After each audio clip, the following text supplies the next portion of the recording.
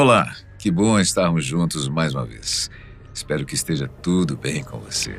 A travessia do Mar Vermelho é uma das passagens mais emblemáticas e conhecidas da Bíblia. Em Êxodo 14 está escrito o seguinte: Então Moisés estendeu a mão sobre o mar, e o Senhor, por um forte vento oriental que soprou toda aquela noite, fez retirar-se o mar, que se tornou terra seca, e as águas foram divididas. Os filhos de Israel entraram pelo meio do mar em seco, e as águas lhes foram qual muro à sua direita e à sua esquerda. Os egípcios que os perseguiam entraram atrás deles, todos os cavalos de Faraó, seus carros, seus cavalarianos, até o meio do mar. Na vigília da manhã, o Senhor, na coluna de fogo e de nuvem, viu o acampamento dos egípcios e o alvoroçou. Emperrou-lhes as rodas dos carros e fê-los andar dificultosamente.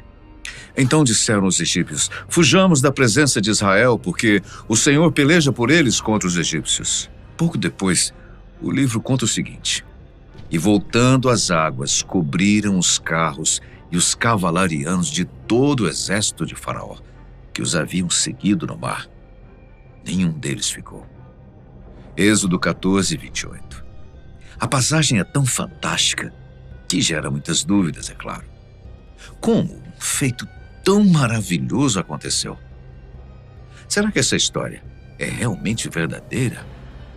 Caso sejam necessárias evidências além da fé somente, precisamos buscar o que a ciência diz a respeito desses eventos. Para começar, vamos investigar se realmente existem evidências sobre as bases da história para depois checarmos a veracidade dos eventos da travessia. Comecemos por Moisés. O líder hebreu não era escravo por ter sido encontrado num cesto no rio pela filha de Faraó que o adotou. O egiptólogo Jim Hoffmeier explica que essa prática era comum no Egito Antigo e que persiste até os dias de hoje de outras maneiras. Era uma forma antiga de colocar uma criança à mercê do destino determinado pelos deuses. Hoje, colocamos bebês em cestos e os deixamos na porta de igrejas, afirma Hoffmeier. O início da vida de Moisés lembra muito o mito babilônico do rei Sargon, também encontrado num cesto boiando no rio. Talvez alguns escribas judeus de Jerusalém tenham se inspirado em Sargon, já que os judeus foram capturados pelos babilônios em 587 a.C. Durante o exílio, o mito do rei pode ter servido de base para o relato do profeta. No entanto, não há como comprovar tal hipótese. A adoção de Moisés pela filha do faraó é algo bem plausível, já que registros mostram que os palácios egípcios tinham creches. Ali, filhos da realeza eram educados e outras crianças estrangeiras também eram trazidas para participar. Crianças de fora da nobreza e até filhos de reis estrangeiros ingressavam nessas instituições. Seria simples para a filha de um faraó colocar um bebê numa creche como essa. Quanto às pragas, especialistas de diversas áreas, como climatologistas, oceanógrafos e vulcanólogos, sugerem haver evidências de uma série de eventos naturais que explicariam o acontecido. O epidemiologista especializado em desastres naturais, John Marr, acredita que várias das pragas foram decorrentes da proliferação de um certo micro-organismo chamado Pfiesteria piscicida. Esse dinoflagelado teria envenenado peixes e iniciado uma série de eventos trágicos. Todas as 6 pragas, o rio se tornar sangue, a praga de rãs, os enxames de piolhos e moscas, a morte do gado e as chagas, foram supostamente causadas pelo micro-organismo. Algo que comprova essa teoria aconteceu em 1999. Em New Bern, nos Estados Unidos, os habitantes repararam que o rio havia ficado vermelho. Mais de 1 bilhão de peixes morreram e pessoas próximas ao curso d'água exibiram estranhas feridas. O motivo foi a poluição. Dias antes, milhões de litros de excrementos de animais foram despejados na água numa fazenda de porcos localizada próxima ao rio. A contaminação gerou uma mutação nos pfiesterias do local. Assim, o micro-organismo se tornou letal e, como resultado, matou os vários peixes, deixando o rio vermelho. No Egito, algo parecido deve ter acontecido. Como o rio estava poluído, as rãs devem ter invadido a terra fugindo da água. As rãs morreram então aos montes, seja por doença, falta de água ou por parte da ação egípcia. A morte das rãs resultou numa multiplicação de piolhos e moscas que são presas dos anfíbios. Como a água estava poluída, não é de se estranhar que animais do gado tenham morrido, assim como os peixes. A doença do Fiesteria teria sido também a causa das chagas nos homens. Já as pragas dos gafanhotos e de chuvas de granizo são algo normal e aflige a região até hoje.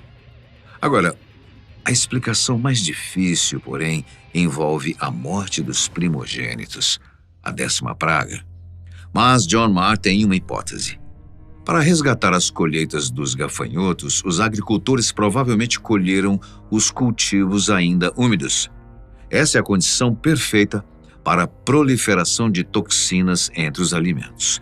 Como os primogênitos egípcios tinham uma posição privilegiada na sociedade, foram os primeiros a comer e acabaram morrendo.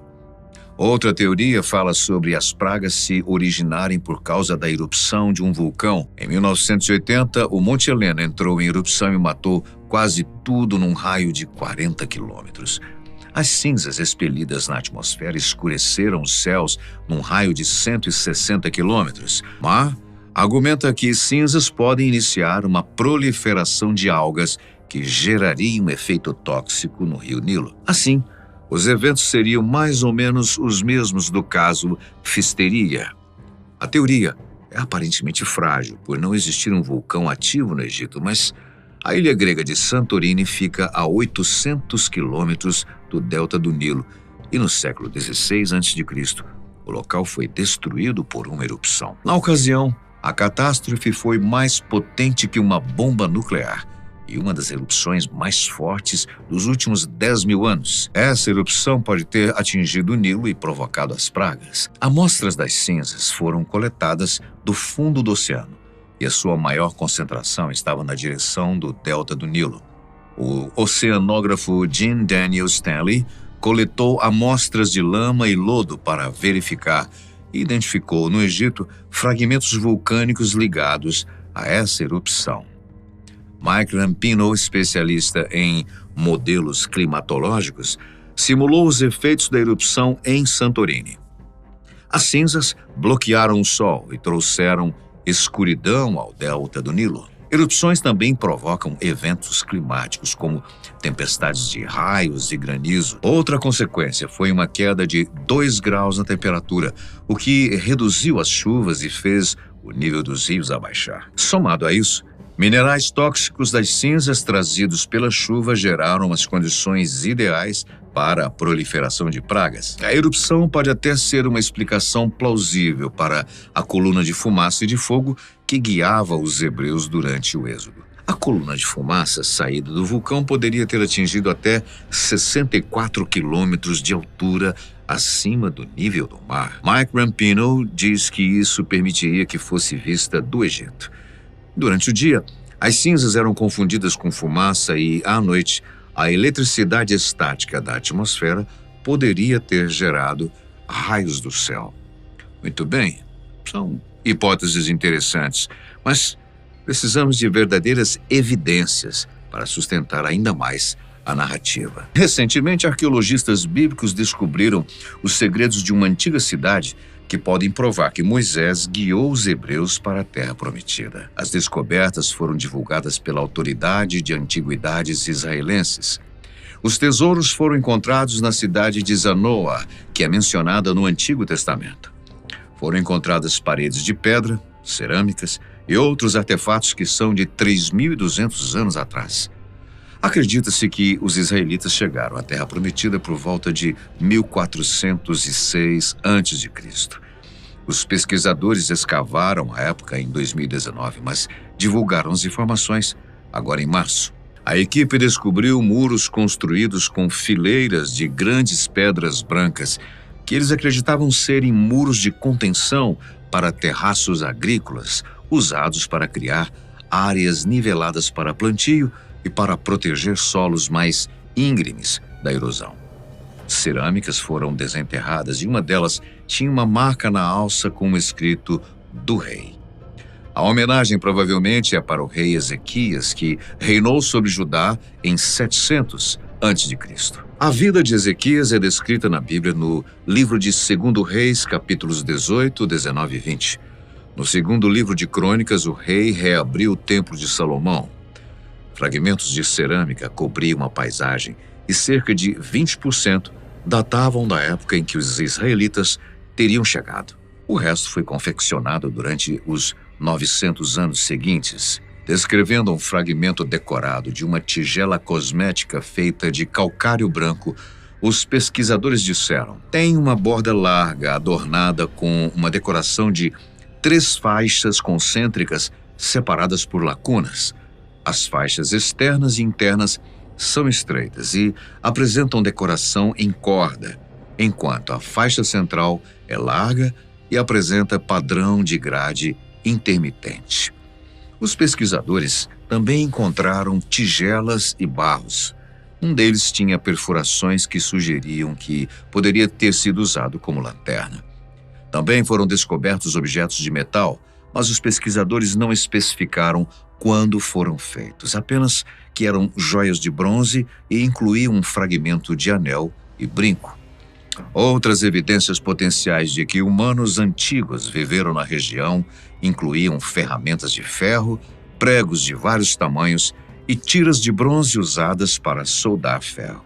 É provável que algumas das descobertas se originaram nas ruínas e tenham sido posteriormente levadas pela encosta ao longo dos anos. Entretanto, a maioria, especialmente as do período bizantino, referem-se a atividades agrícolas realizadas nas encostas das colinas. Os pesquisadores acrescentaram que o grande número de descobertas indica a importância do local. No âmbito da travessia, também existem evidências arqueológicas que comprovam o acontecimento. Se procurarmos um mapa, há apenas uma alternativa de praia que sustentaria 2 milhões de pessoas acampadas: Nuweiba, no Egito. A praia é grande o suficiente para isso. Um grande pilar de granito que foi colocado ali pelo rei Salomão para marcar o lugar de travessia foi descoberto. Ron Wyatt o achou em 1978 à beira da água. A maior parte da escrita do monumento estava deteriorada. Do outro lado, no Mar Vermelho, outro pilar idêntico foi encontrado. Neste, os escritos estavam mais preservados e contavam a história da travessia em hebraico. Infelizmente, essa outra coluna foi posteriormente confiscada pelo governo da Arábia Saudita e um marcador foi colocado no local. Fotos já foram tiradas do fundo do Mar Vermelho e mostraram rodas de carruagens douradas.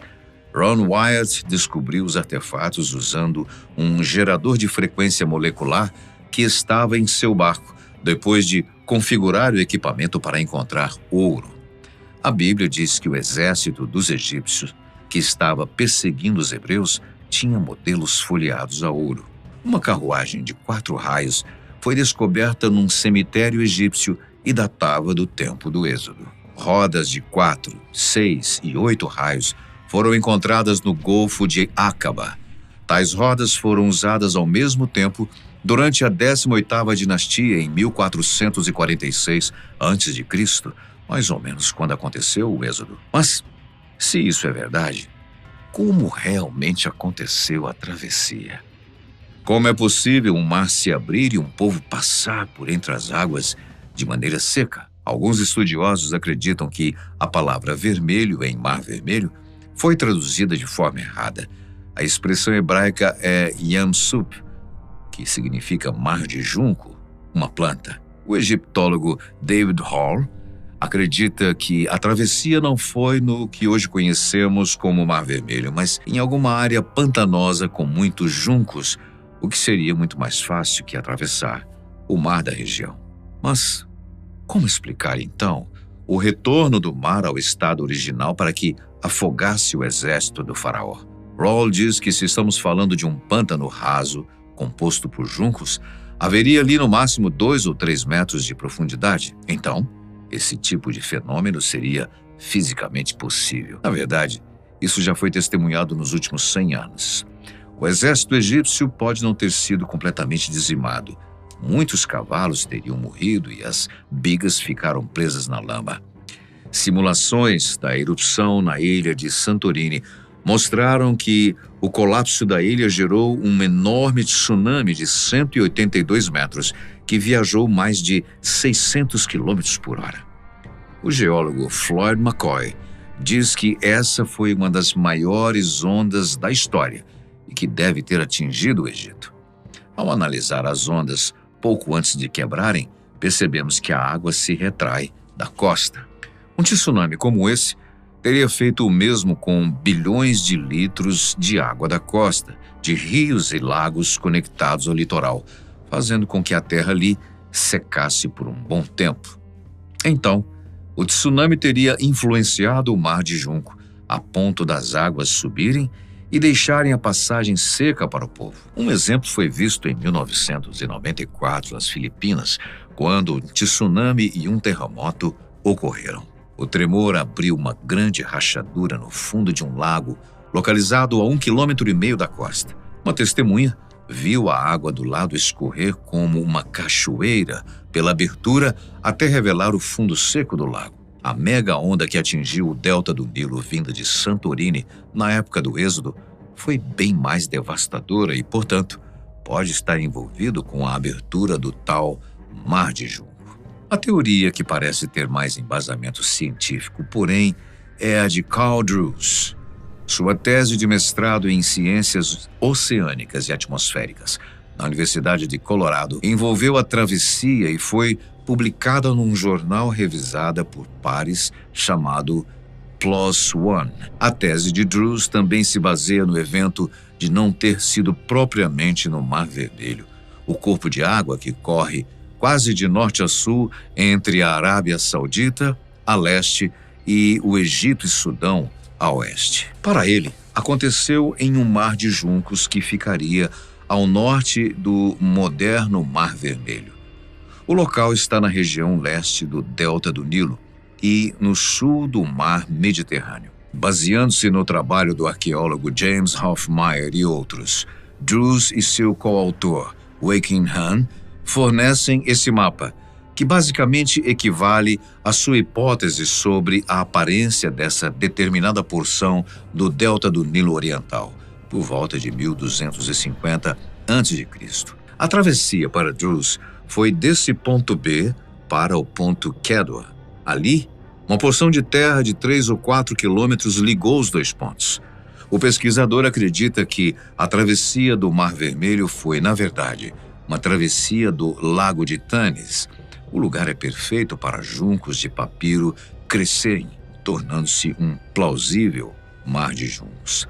A passagem bíblica fala sobre Deus enviar um vento para abrir o mar, e é justamente sobre isso que Drews fala em sua tese. O artigo descreve um efeito costeiro denominado redução do vento. No efeito, ventos fortes criam um empurrão nas águas costeiras que, num determinado local, cria uma tempestade.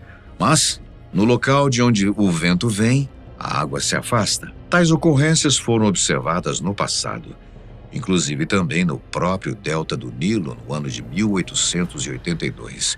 Drews usou um modelo de oceano computadorizado também usado por pesquisadores para estudar tempestades e simular a abertura do Mar Vermelho. O próprio oceanógrafo já tinha usado o programa para estudar tempestades nas Filipinas. De acordo com o modelo, Moisés e os hebreus tinham 4 horas para atravessar. A área seca tem de 3 a 4 quilômetros de comprimento e 5 de largura. Quando o estudo de Drews foi publicado, gerou um grande clamor. O líder criacionista Ken Ham comentou que a abertura do Mar Vermelho foi um milagre e que não há necessidade de apresentar uma explicação naturalista de um evento sobrenatural. Jim West, professor da Escola de Teologia Quartz Hill, escreveu no blog que os cientistas não conseguem manter as suas mãos ignorantes longe da Bíblia, tal como um cão não consegue livrar-se das pulgas ou Nova York da sua infestação de percevejos. Alguns ateus também foram críticos.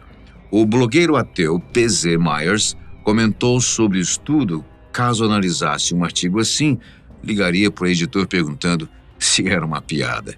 Bem, apesar de tantas controvérsias, percebemos que existem sim evidências que comprovam parcial ou totalmente a travessia pelo Mar Vermelho. No entanto, é preciso entender também que, para os fiéis, trabalhos científicos não são tão importantes, pois o que move um coração que crê é a fé. Em suma, aqueles que creem na Bíblia não o fazem porque foram convencidos pelas evidências, mas porque foram atingidos pelas verdades espirituais. Diante de tudo isso, muito me interessa a sua opinião. O que você acha? Como foi o evento? Eu fico por aqui agradecendo muitíssimo a sua companhia, sempre tão especial. Muito obrigado e até o próximo vídeo.